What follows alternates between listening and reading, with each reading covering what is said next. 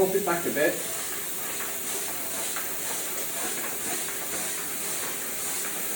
Now I'm scrubbing the whole of the floor tile, deep cleaning the top of the surface of the tile.